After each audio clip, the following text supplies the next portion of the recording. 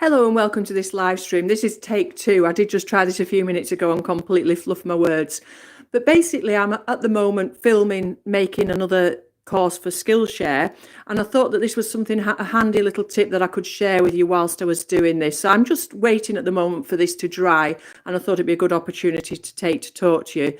So for those of you that haven't seen my Skillshare courses, after that I've finished with this video, I will pop that in the description below. So for those of you visiting this later, that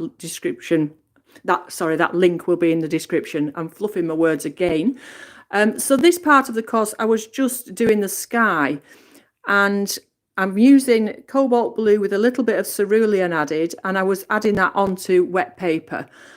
And the thing is, what I usually do with landscapes in particular is once you've got that blue that you're going to be using in your sky, is to use it to start and build up some of those tones and some of the shadows. So look at where those shadows are, for instance, here on the side of the barn, and under the hedges and things like that, and use that blue that you've got there to start putting those tones in, so that when we come to do the foreground later on, they're already there as a base for you to work on and add your colour on top. So that's a good way to use the blue to start with those shadows. But it also does something else. It also means you've got quite a harmonious painting. If you use the same colours and the same paints throughout your painting, as from the sky down to the foreground, your whole painting is going to sort of gel together more. It's going to be more harmonious in the colours in the end. So those were the two sort of things I wanted to tell you, really, is to, whilst you're doing your sky and whilst you've got that paint there, you may as well use it. And I've used it wet in wet. I did a very light wash first of all with a little blue grey, which is, you can hardly tell, it looks almost white, but it was just to take the edge off the white of the paper because that sky wasn't exactly white.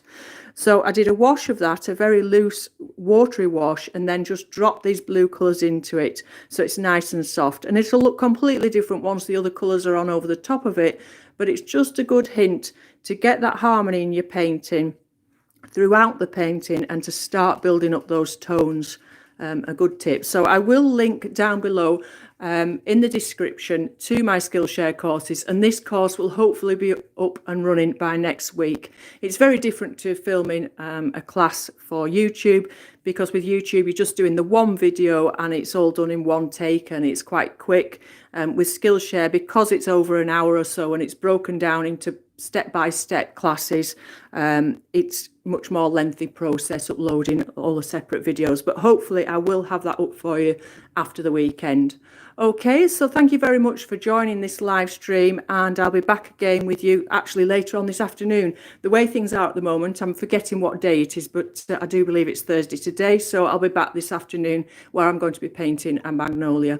Okay, so thank you for joining me, and bye bye for now.